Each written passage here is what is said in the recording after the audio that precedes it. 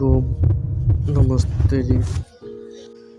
शत्रु रूप वासना को और अनर्थ से भरे धन को त्याग कर तथा उन भोगों के कारण रूप लोभ को छोड़कर ब्रह्मचर्य को धारण कर जिसका आदर करना ही पड़े वही गुरु है। ऐसा गुरु खोजना दुर्लभ है जो वासना के पात्र में आज तक कुछ डाल सका। आदमी और अस्तित्व के बीच एक ऐसी कला जहाँ प्रेम, घृणा एवं भय एक संतुलन में आ जाए वही वास्तविक प्रेम है। जब भारतीय संस्कृति अतीत में अपने उच्चतम शिखर पर थी तब भारत में एक अनूठा प्रयोग किया गया था। इससे पहले कि कोई बच्चा बाहर के संसार से जुड़े हम उसे गुरुकुल भेज देते थे उन अनुभवी लोगों के पास जो भीतर की तरफ दौड़ रहे हैं। इसके पहले कि कोई बाहर की तरफ जाए हम उसे भीतर का स्वाद दे देना चाहते थे। युवक को एक बार भीतर का स्वाद आ जाए अर्थात ब्रह्मचर्य का स्वाद आ जाए तो फिर बाहर का कोई भी स्वाद उसे कीमती नहीं हो पाता। उसके लिए बाहर की सब दौड़ उधार और निरर्थक दिखाई देने लगती। फिर यदि वह बाहर के जगत में चला भी है तो कर्तव्य बस चलता है, वासना बस नहीं। यदि वह बाहर के जीवन में संलग्न भी रहता है तो साक्षी की तरह संलग्न रहता है, भोक्ता की तरह नहीं। हमने इस देश में जीवन के 4 चरण किए थे। यदि तुम वैदिक काल के उपनिषदों के ऋषियों को स्मरण करो तो तुम्हें समझ में आएगा कि वे उस दृष्टिकोण के साधु सन्यासी ना थे जिस दृष्टिकोण के आज काल के साधु सन्यासी हैं। वे अधिकांशतः घर में रहते थे, गृहस्थी थे, उनकी पत्नियां भी थे, धन दौलत थी, उनका दृष्टिकोण बड़ा विधायक था। उस समय में सन्यास भारतीय के लिए गृहस्थी के विपरीत नहीं था, अपितु गृहस्थी का ही आत्यंतिक फल था। ऐसा नहीं था कि घर छोड़कर जो चला गया वह सन्यासी है, अपितु जिसने घर पूरा कर लिया वह सन्यासी है। जो घर में पूरा जी लिया और पार हो गया, जीवन के सभी अनुभव एक एक सोपान की तरह चढ़ गया, वह सन्यासी है। सन्यास आर्यों के लिए जीवन का अंतिम शिखर था। पहले ब्रह्मचर्य, फिर गृहस्थ, फिर वानप्रस्थ, फिर सन्यास।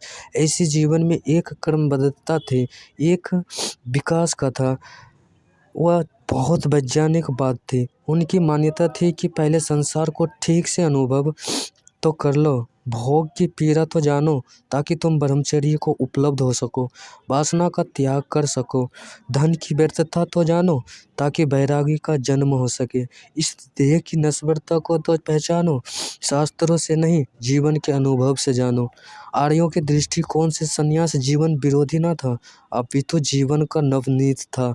जिन्होंने जीवन को जिया वे ब्रह्मचर्य के नवनीत को उपलब्ध हुए। दूध है, उसे जमाओ, दही बनाओ, दही का मक्खन बनाओ, मक्खन निकालो, मक्खन को गर्म करो, घी बनाओ। अतः संन्यास था घी की तरह, फिर घी का तुम कुछ भी नहीं कर सकते। अपने कभी ध्यान दिया कि घी के बाद कोई गति नहीं, घी को तुम कुछ और नहीं बना सकते। आप यदि चाहो कि घी को पीछे लौटाएं तो वह नहीं कर सकते। तुम चाहो कि अब घी का मक्खन बना लें या दही बना लें या दूध में परिवर्तित कर लें, वह नहीं हो सकता। इसलिए आर्यों के लिए संन्यास घी की तरह था। वह आखिरी बात थी जिसने पीछे लौटना नहीं होगा, जिसके आगे गति की है और उस शिखर तक जिससे पहुंचना है उसे ये सारी सीढ़ियां पार करनी होगी। महाभारत के बाद यह वैदिक धर्म समाप्त हो गया था। यह परंपरा बूढ़ी हो गई थी, सड़ गई थी।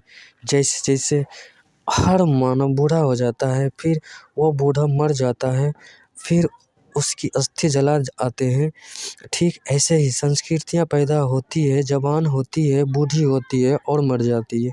जब वैदिक धर्म शिखर पर था तो उसने वेद, उपनिषद तथा दर्शन जैसे शास्त्रों को, महाकाव्यों को जन्म दिया। सभी तरफ वैदिक धर्म का गीत गूंज उठा। प्राणों में ललक थी, उत्साह था, जवानी थी, ब्रह्मचर्य का शिखर था। लेकिन फिर वैदिक धर्म बूढ़ा हुआ। यह संस्कृति बिखर कर अनेक टुकड़ों में विभक्त हो गई। आज सारी दुनिया में लगभग 300 धर्म तथा उनके 3000 संप्रदाय हैं। ये सभी वैदिक संस्कृति के बिखरे हुए विकृति रूप हैं। किसी के हाथ में कान है, किसी के हाथ में पूंछ है।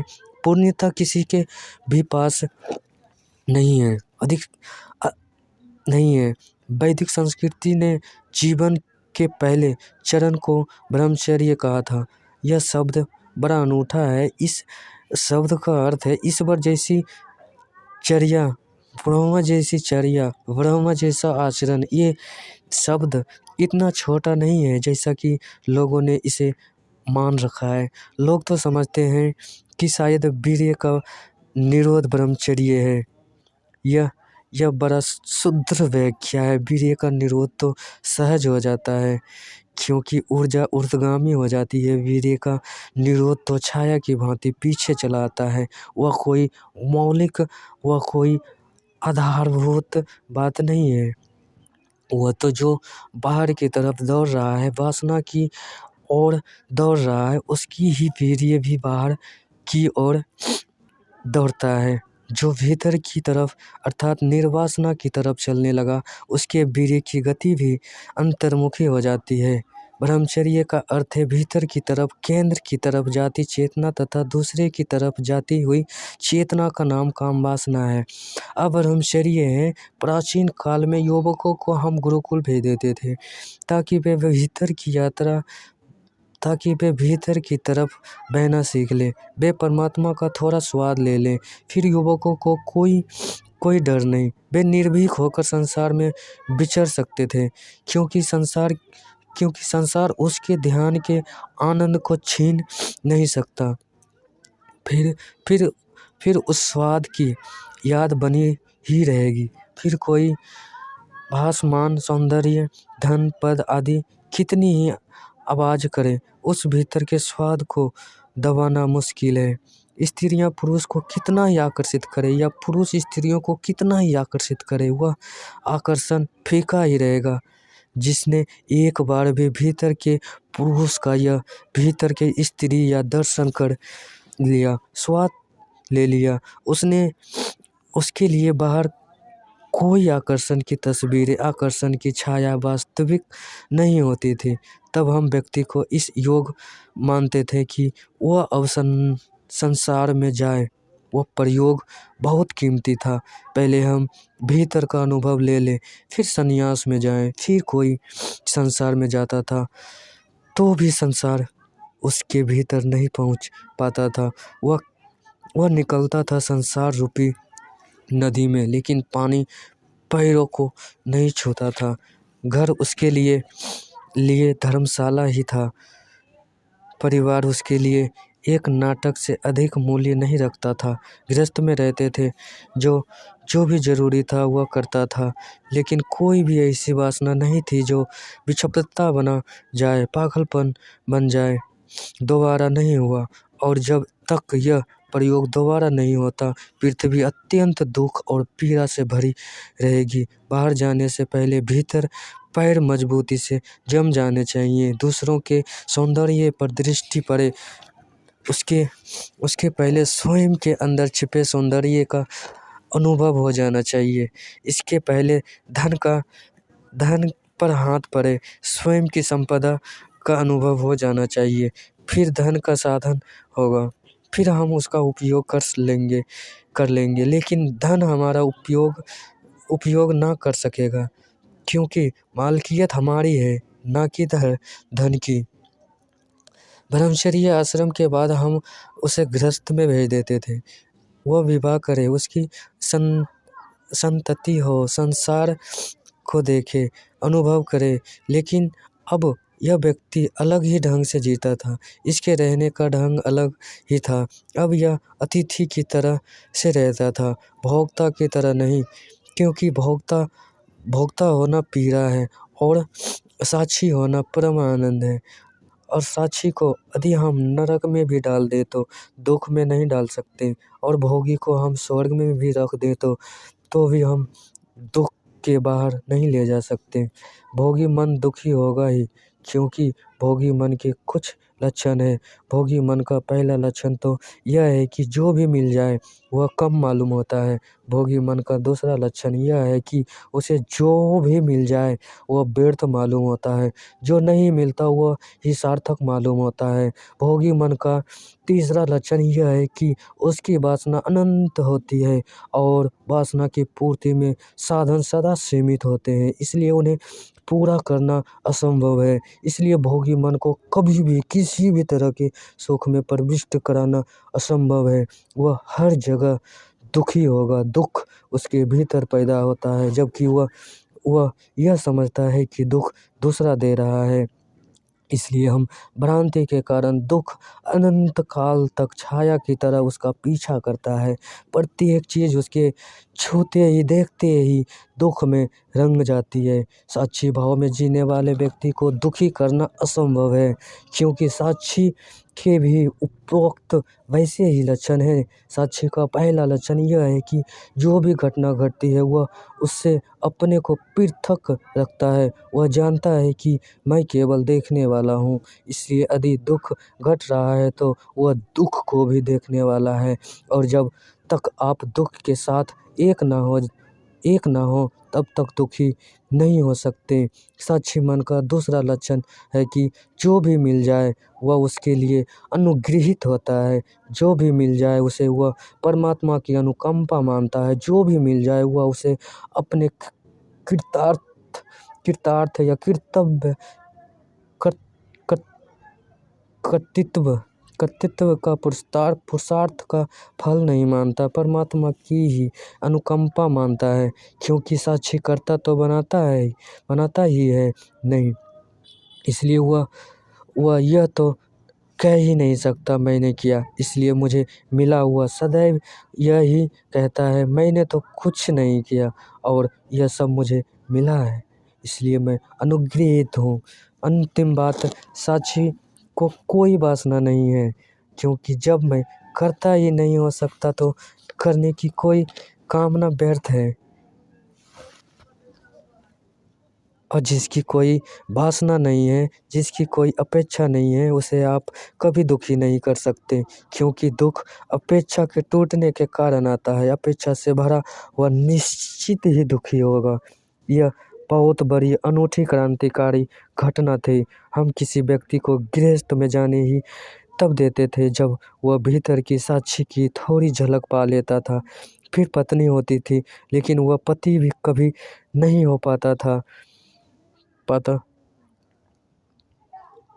पत्नी होती थी लेकिन वह पति कभी नहीं हो पाता था, क्योंकि अब दूसरे का मालिक बनने का, कर्ता बनने का भाव ही समाप्त हो गया।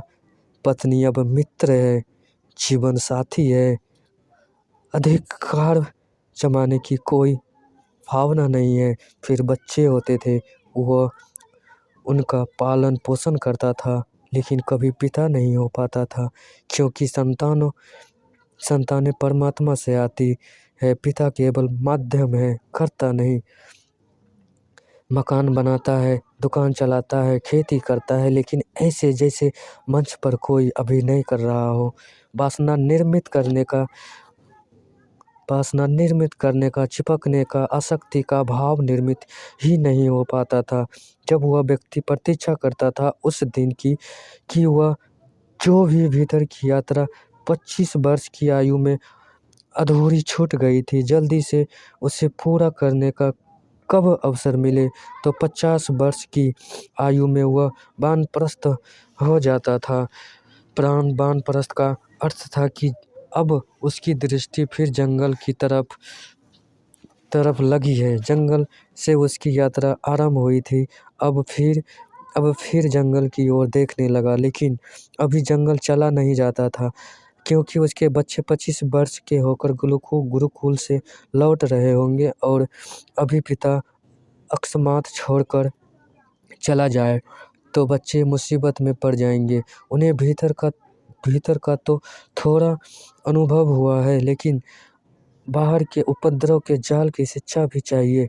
इसलिए पिता 25 वर्ष ही घर रुकता था।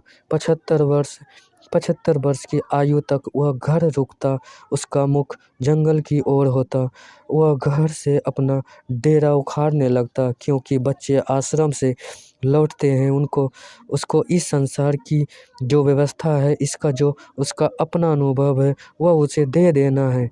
और जब वह 75 वर्ष का हो जाता है 75 वर्ष का होता है, तब उसके बच्चे 50 वर्ष के करीब पहुंचने लगते हैं। उनके वानप्रस्थ होने का समय आ जाता है। अब जो 75 वर्ष की आयु उन्हें संतुष्ट होकर लोग चले जाते थे, गुरु हो जाते थे, छोटे छोटे ही उसके पास पहुंचते। ऐसा हमारा वर्तुल था, जो संपूर्ण जीवन की सब व्यवस्थाओं को देखकर जंगल लौट आया। उसके पास हम अपने छोटे बच्चों को भेज देते थे कि उनके वे जीवन का सारा और जीवन का कुंज लेकर आए। शिक्षक और विद्यार्थी के बीच इतना फासला होना चाहिए। आज जगत में बड़ी असुविधा है, असरधा है, क्योंकि शिक्षक और विद्यार्थी के बीच कोई सम्मान का भाव नहीं है। भाव हो भी नहीं सकता, क्योंकि दूरी बिल्कुल भी नहीं है। कई बार तो ऐसा होता है कि हो सकता है विद्यार्थी अधिक अनुभवी हो शिक्षक से, और अधिक 2 इंच का फासला होता भी है तो उसमें कोई आदर भाव पैदा नहीं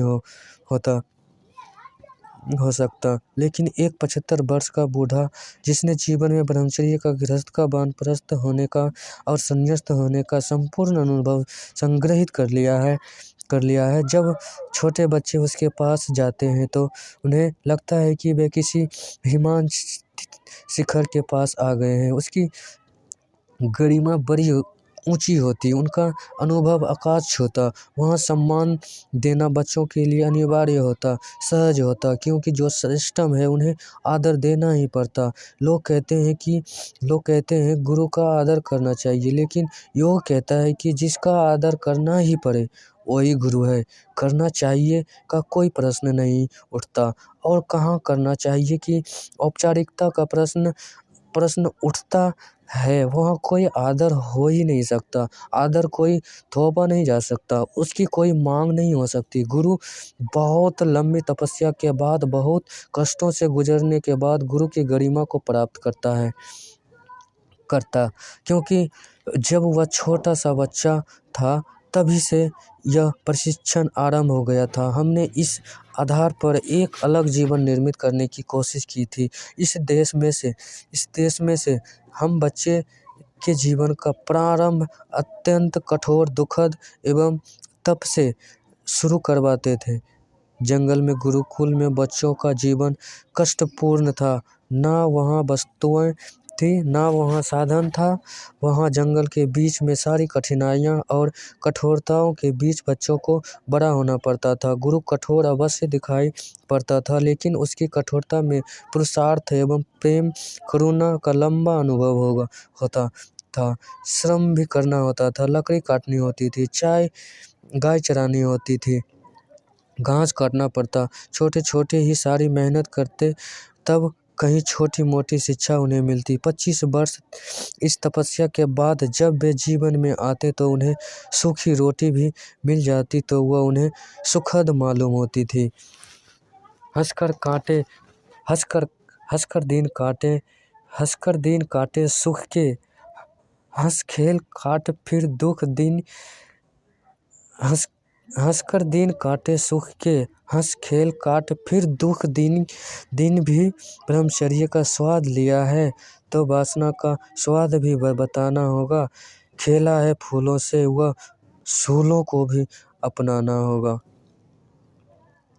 भारत बहुत दिनों तक सुखी था। उसका कारण यह नहीं था कि भारत एक भारत के पास सब कुछ था। उसका कारण था भारत की शिक्षा संघर्ष से, दुख से, अभाव से, विषम परिस्थितियों में शुरू होती थी। आज तक शिक्षा सुख से शुरू होती है, परंतु पूरा संसार दुखी है। विद्यार्थी को जो सुविधा यूनिवर्सिटी में और हॉस्टल में मिलती है वह उसका पिता घर में नहीं दे सकता, और जब यूनिवर्सिटी की सारी सुविधाओं को लेकर बच्चा वापस लौटेगा, वह विवाह करेगा और 100 रुपये की नौकरी पर लगेगा और सभी तरह के कष्ट आने शुरू होंगे तो ज़मीन से उसके पैर उखड़ जाते हैं। वह टिक नहीं पाता, चारों ओर दुखों से घिर जाता है, क्योंकि संपूर्ण शिक्षा का प्रशिक्षण ही महत्वाकांक्षाओं को, इच्छाओं को पूरा करने का है, जबकि उन्हें पूरा करना असंभव है। प्राचीन काल में एक राजा ने अपने बेटे को उत्तराधिकारी बनाने से पहले उच्च शिक्षा प्राप्त करने के लिए महान तपस्वी, शक्ति प्राप्त फकीर के चरणों में भेजा। लंबे समय तक समाचार आते रहे कि शिक्षा प्रगति की ओर है। बीच बीच में मंत्रीगण समीक्षा करने के लिए फकीर के पास जाते रहे। सभी कुछ सही दिशा में आगे बढ़ रहा था। कई वर्ष प्रतीक्षा के बाद वह दिन भी आ गया जब बेटा शिक्षा ग्रहण करके राज्य में वापस लौटा। राज्य में दीक्षांत समारोह की भव्य तैयारी की गई। उचित समय पर फकीर जब राज दरबार में उपस्थित हुआ तो वहाँ के राजा सहित सभी मंत्रीगण एवं संभ्रांत लोगों ने उनका भव्य स्वागत किया। लेकिन राजा बेटे को देखकर क्रोधित हो उठा, क्योंकि फकीर ने उसकी पीठ पर अपना सामान लाद रखा था। देखने से कूली जैसा दिखाई पड़ता था। फटी हुई वेशभूषा, नंगे पैर, धूल से भरा हुआ, यह सब देखकर राजा ने बूढ़े वजीर को बुलवाकर आदेश दिया कि इस निर्दयी फकीर को फांसी की सजा दे दी जाए। लेकिन बूढ़े वजीर ने कहा, ऐसा करना अभी जल्दबाजी होगी, क्योंकि हो सकता है कि यह भी उसकी शिक्षा का कोई अंतिम पाठ हो। राजा ने क्रोध से भरे हुए स्वर से कहा कि इसने इस प्रकार भरी सभा में अपमान करने का साहस कैसे किया। तो फकीर ने कहा, अभी आप हस्तक्षेप न करें, प्रतीक्षा करें। बेटा अभी मेरे अधीन है। शिक्षा का अंतिम पाठ पूरा कर लेने दीजिए, फिर आपको फांसी लगानी हो तो लगा दीजिएगा। फकीर ने राजपुत्र के बोझ को नीचे उतारकर उसको 7 फेरे भी मारे। इस पर तो राजा और उसका परिवार चीख उठा, लेकिन शर्त पूरी करनी थी। उन सबके लिए सहन करने के अलावा कोई विकल्प न था। शिक्षा का अंतिम पाठ समाप्त होने के बाद बूढ़ा वजीर फकीर के पास गया तथा चरण स्पर्श करते हुए विनम्र भाव से पूछा कि इस सब शिक्षा के पीछे आपका क्या उद्देश्य छिपा है। फकीर ने कहा कि जीवन भर दूसरे लोग इसका सामान अपनी पीठ पर ढोएंगे, तो इसे पता होना चाहिए कि दूसरे का सामान अपनी पीठ पर ढोना कितना कष्टदायक होता है। दूसरी बात, यह जीवन भर लोगों को सजा देगा, तो दंड पहुंचाने से पहले स्वयं को पीड़ा का अनुभव हो जाना चाहिए। इसलिए मैंने अतीत के कई वर्षों के इसको सभी प्रकार के कष्टों से गुजार दिया है, क्योंकि शिक्षा का उद्देश्य है ऐसी परिपक्वता की जिसमें दुख से, अभाव से, पीड़ा से गुजर करके भी संसार की कोई भी विकट समस्या उसको विचलित न करे। फिर वो किसी प्रकार की पीड़ा से घबराए नहीं, सुखी होने पर भटकेगा नहीं, बड़ा पद मिलने पर अहंकारी बनेगा नहीं। इसलिए मैंने इसको लंबे समय तक सभी प्रकार के दुखों से, अनुभवों से गुजार दिया है। वास्तव में जो भी चीज़ें सुख से शुरू होती है वे दुख पर समाप्त होती है, और जो भी चीज़ें दुख से शुरू होती है वे सुख पर समाप्त होगी।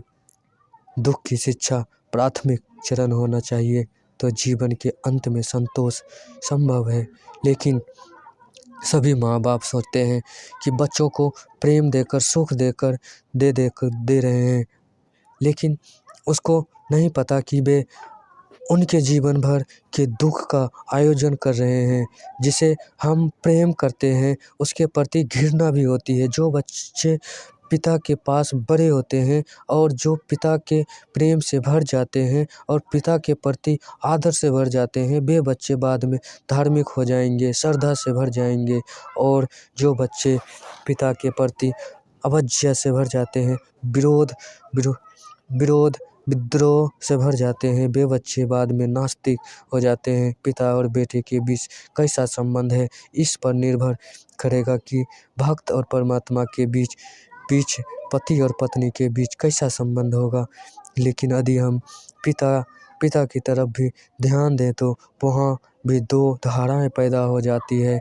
पिता प्रेम भी करता है, लेकिन पिता से बच्चा भयभीत भी होता है। लेकिन अकेला प्रेम ही नहीं है, पिता साथ में भय भी है। और बड़ा भय तो यही है कि पिता चाहे तो अपने प्रेम को देने से रोक सकता है। बहुत बड़ा भय क्या है बच्चे के सामने, वह भय है।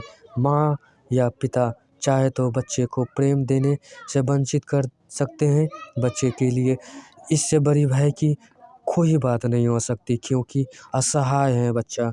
और यदि माँ और पिता का प्रेम उसे ना मिल सके तो वह समाप्त हो जाएगा। तो बच्चे को ऐसी स्थिति में मृत्यु का सामना करना पड़ सकता है।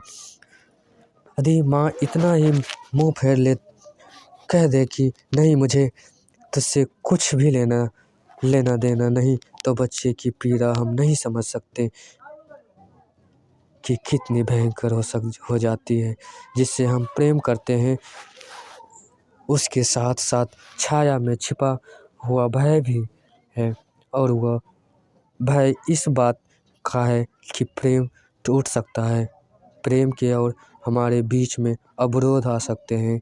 योग्य पिता वही है जो प्रेम और भय दोनों के बीच संतुलन स्थापित कर ले, अन्यथा पिता निश्चित रूप से अयोग्य सिद्ध हो गया। इसलिए योग्य पिता होना बड़ा कठिन है। बच्चा पैदा करना बिल्कुल आसान बात है, उससे आसान और क्या होगा, परंतु माँ होना बड़ा कठिन है। सबसे बड़ी कठिनाई यही है ब्रह्मचर्य के मार्ग पर कि भय और प्रेम के बीच संतुलन स्थापित करना। यदि आप इतना ज़्यादा भयभीत कर देते हैं बेटे को कि बेटे की प्रेम से आस्था ही उठ जाए, तो भी बेटा नष्ट हो जाएगा, क्योंकि ज़िंदगी भर अब वह किसी को प्रेम ना कर सकेगा। जिन बच्चों को प्रेम नहीं मिला वो बचपन में वह बड़ा होकर और अधिक कामुक हो जाएगा। वह बातें कितनी ही प्रेम की करे, कविताएं लिखे, शास्त्र रच डाले, लेकिन प्रेम उसके जीवन में नहीं होगा। चारों ओर वासना का जमावड़ा लगा रहेगा, उसमें आक्रामकता झलकती रहेगी। और वह जो प्रेम से वंचित बेटा है, वह क्रोध बेटा है, वह सब तरफ से विनाश का कारण हो जाएगा। आज सारी दुनिया में विधायक विश्वविद्यालय बड़े उत्पाद के कारण बने हैं। विशेषकर पश्चिमी देशों में बहुत भयंकर आग है। वह भारत में फैल रही है। जब पश्चिम में कोई रोग पैदा होता है तो 3-4 साल में वह पूरब में आ जाता है। वहाँ युवकों का एक भारी विद्रोह चल रहा है, पुरानी पीढ़ी के खिलाफ, शिक्षा के खिलाफ, संस्कृति के खिलाफ, समाज के खिलाफ। इसका मूल कारण यही है कि इन बच्चों को इनके माँ बाप से प्रेम नहीं मिला। यह पीढ़ी बिना प्रेम के बड़ी हुई है और विदेश में प्रेम का उपाय कम हो गया है, क्योंकि करीब बच्चे इसके पहले कि बड़े हो, परिवार छिन्न भिन्न हो, बाप बदल जाते हैं, माँ बदल जाती है। सौतेली माँ से, पिता से कोई प्रेम नहीं मिलता। ये बच्चे बड़े होकर प्रेम नहीं कर सकते, विध्वंस करेंगे, हिंसक बनेंगे, काम वासना की ओर बढ़ेंगे। इनमें सृजनात्मक नहीं आ सकती। जिस दिन आपके जीवन में प्रेम आता है उसी दिन सृजन आता है। एक युवक एक युवती से विवाह करने के विवाह करने के तत्क्षण बाद घर बसाने की सोचने लगता है। घर को कैसे सजाना है, कैसे कमाना है, एक सृजनात्मक प्रक्रिया शुरू हो जाती है। और जहाँ प्रेम ना हो वहाँ विध्वंस की धारा बहने लगती है। सारी दुनिया में चल रहे युवकों के विद्रोह प्रेम की कमी के कारण है। और सारी दुनिया में युवक या युवती नास्तिक होने जा रहे हैं। ऐसा होना स्वाभाविक है, क्योंकि जिनको पिता और माँ का प्रेम ना मिला हो वे कल्पना भी नहीं कर सकते कि इस जगत में कोई माँ और पिता भी हैं, और यदि हों भी तो वे पूजा करने योग्य नहीं हो सकते। या माँ पिता होने की कला एक अलग कला है। यदि अकेला भय हो जो कि माँ बाप के अनुशासन को थोपने से पैदा किया जा सकता है। वे अपने प्रेम को रोक लेते हैं कि कहीं बेटा प्रेम के कारण बिगड़ ना जाए। वे उससे भयभीत करते हैं, तो वह सुधार अंततः विकृत सिद्ध होता है, विनाश ही सिद्ध होता है। लेकिन दूसरी तरफ भी खाई है। कुछ माँ बाप इस डर से कि बच्चे को जरा भी भयभीत मत करना, उस पर कुछ भी थोपना मत, अनुशासन लादना मत, नहीं तो वह विद्रोही हो जाएगा। इस कारण माँ बाप बहुत डर गए हैं। मनोवैज्ञानिक कहते हैं कि केवल प्रेम करना, लेकिन अकेला प्रेम भी जहरीला हो जाता है, क्योंकि अकेले प्रेम का मतलब स्वच्छंदता हो जाता है। तब बेटों को लगता है कि प्रेम उनका अधिकार है, माँ बाप को प्रेम देना ही पड़ेगा। उसके मन में प्रेम को अर्जित करने का सवाल नहीं है। प्रेम को बेटा अपना हक समझता है, कर्तव्य कुछ भी नहीं। और यदि माँ बाप केवल प्रेम दे और भय की कोई भी उपस्थिति ना हो तो भी बेटा बिगड़ जाता है। तब वह सारी दुनिया से प्रेम मांगता है, जबकि दुनिया आपकी माँ बाप नहीं है। दुनिया कोई आपको प्रेम देने नहीं बैठी है। दुनिया में जब आप आएंगे जाएंगे तो वहाँ संघर्ष है, प्रतियोगिता है, युद्ध है। वहाँ कोई आपको प्रेम देने नहीं बैठा है। जिनके माँ बाप ने बच्चे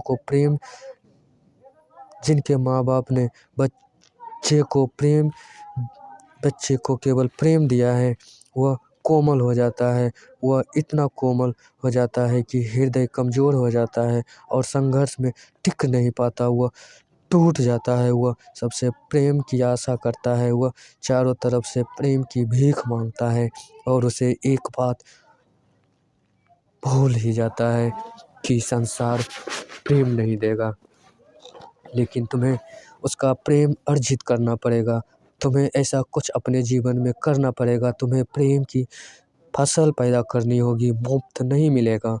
माँ बाप का प्रेम मुफ्त मिल सकता है, लेकिन इस जगत में प्रेम फिर मुफ्त नहीं मिलेगा। पत्नी का प्रेम भी मुफ्त नहीं मिलेगा, उसको भी अर्जित करना होगा। यदि बच्चा माँ बाप के प्रेम की अपेक्षा मुफ्त में कर रहा है तो हो सकता है वह धार्मिक हो जाए, ईश्वरवादी हो जाए, किसी मंदिर में गुफा में जाकर परमात्मा के आकाश की ओर हाथ जोड़कर प्रेम मांगे। लेकिन उसका जीवन बिना प्रेम के बोझ होगा, क्योंकि जीवन में संघर्ष से जो प्रौढ़ता आती है, जो शक्ति आती है, वह उसके पास नहीं होगी। इसलिए माँ बाप होने की कला यह है कि भय और प्रेम के बीच एक संतुलन हो। इतना भय कि बच्चा विद्रोही ना हो जाए, और इतना प्रेम कि मुफ्त में मांगने का आदी ना हो जाए।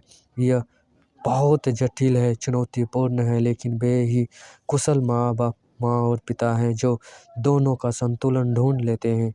इस संतुलन से ही श्रेष्ठ श्रद्धा का जन्म हो सकता है। एक बाप ने अपने बेटे को जोर से चांटा मारा। बेटा खड़ा रहा।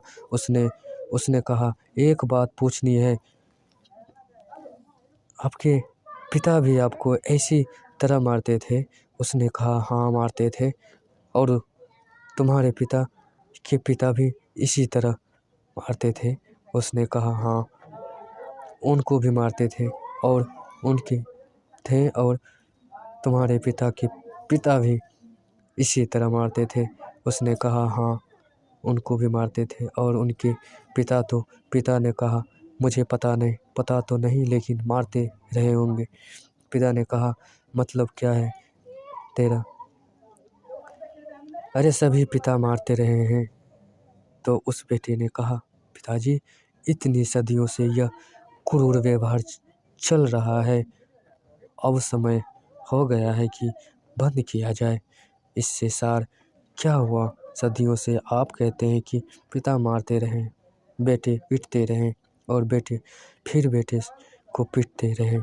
यह चलता रहा और कुछ फर्क तो हुआ नहीं, सब वैसा का वैसा। तो अब समय आ गया कि जो गलती सदा से चली आ रही है उसे तोड़ा जाए।